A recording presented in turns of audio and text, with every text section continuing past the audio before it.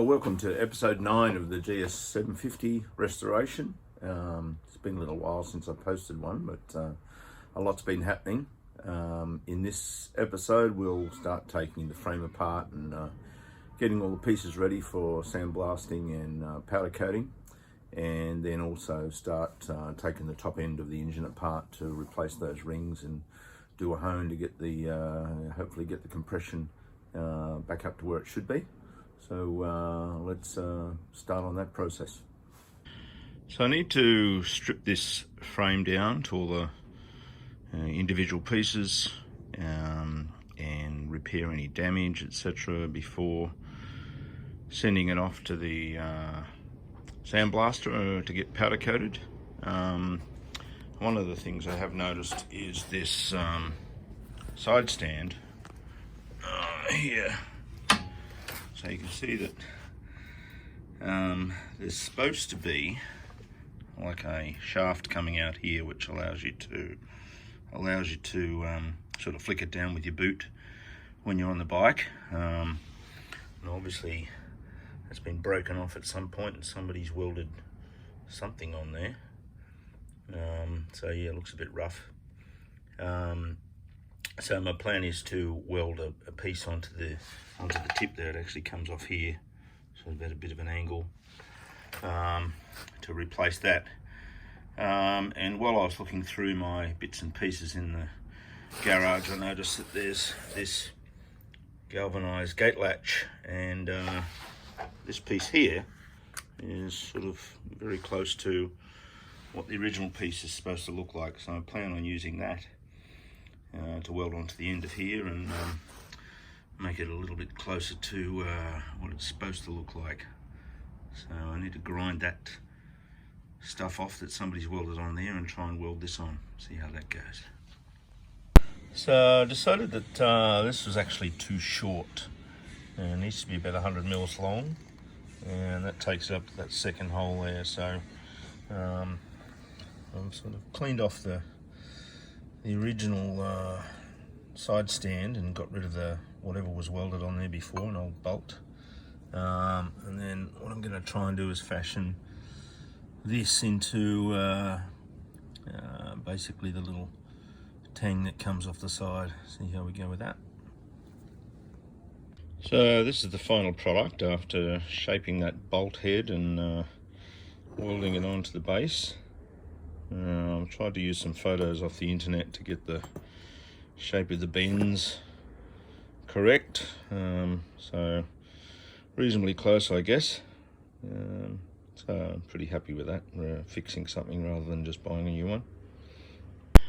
So here are all the pieces that have been taken off the bike and basically ready to send off to the sandblaster to get powder coated in like a sort of a satin black, I guess. So there's triple clamps there, the brake calipers, headlight mounts, battery box, swing arm, center stand, side stand, a few other bits and pieces, engine mounts, etc.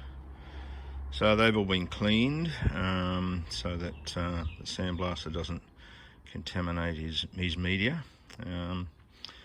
And the same thing will be done to the frame to clean that all up and send that off. So I now have the frame all cleaned up and ready to go to the sandblaster, and also the airbox, which I just realised probably needs doing as well. So all the grease removed, things straightened up, any damage repaired. So just waiting for the sandblaster to reopen after the holiday shutdown. So next thing on the agenda is to pull this head back off and hone the cylinders and replace the rings. So let's get on with that.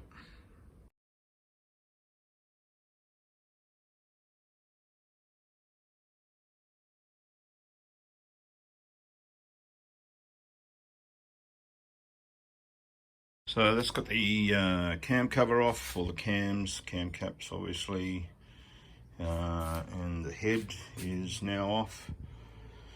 Much easier than last time, and the cylinders are looking okay, but obviously they're a bit glazed and new rings required. So the next step is to take the barrels off and probably flip the head over and just double check all the valve lapping that I had done previously.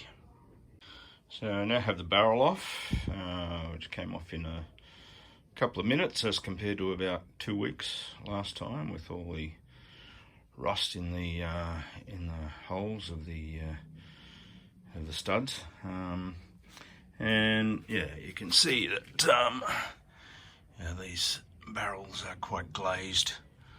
So we'll get in there with a honing tool and give them a nice hone, probably do some measurements, and then hopefully get this all back together once all the rings have been changed for new ones fairly quickly. So I'm going to use this honing tool that I have. I've got the barrels clamped down on the disc so that they don't move, and I'll use a bit of oil inside the cylinders before we put the tool in and give them a quick hone. So after a bit of honing, you can see there's some nice hone marks on there, although in cylinders 2 and 3 you can see some marks on the bore there. I would say that's where the pistons have sat for a long period of time, and the rings have marked the edge of the bore.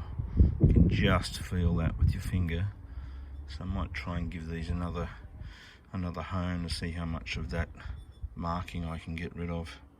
I've given them another hone, probably a little bit better. Didn't manage to get rid of those marks, but I figure they're probably down towards the bottom of the stroke anyway, so hopefully they won't make too much difference, and that will be a good surface for the new rings to bed into. So I removed the existing rings and I followed the pistons.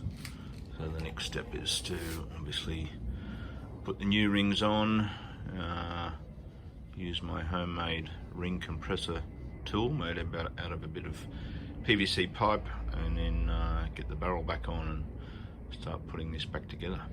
So one of the things I'm doing while the head is off is just double checking again that the valves are all sealing properly. So basically just filling up each cylinder chamber with fuel, and then having a look in the inlet and exhaust ports, and also pumping a bit of compressed air in there just to see whether you can see any bubbles, but so far so good. So these replacement rings are labelled RN and RH, and according to Google, the RH goes at the top, RN next one down with the lettering to the top of the piston. So now that all the new rings are on, we need to make sure that the gaps are in the right place. Various opinions on the web around the way they should be, but basically I'm going to put top ring gap to the right, second ring gap to the left, and then space the 2 oil ring gaps towards the back left and back right.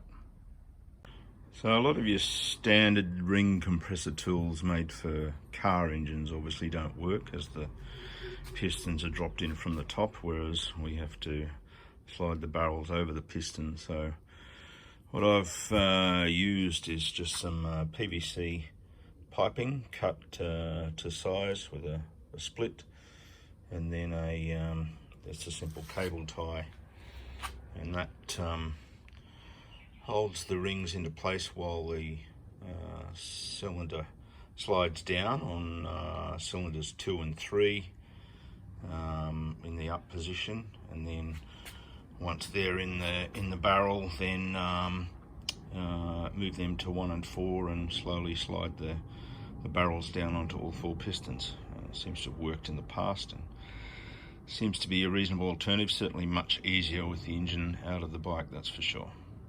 So I managed to rip the base gasket while I was trying to put the head on, so I've had to grab some gasket paper I had and cut myself a new one. So it was a bit of a pain, but it should seal up nicely.